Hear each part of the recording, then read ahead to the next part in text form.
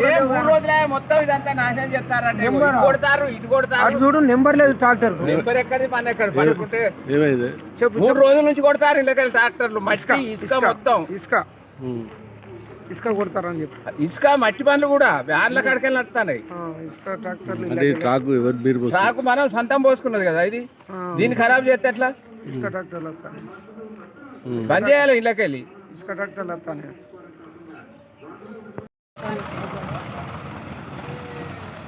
Ground అంతా road ఖరాబ్.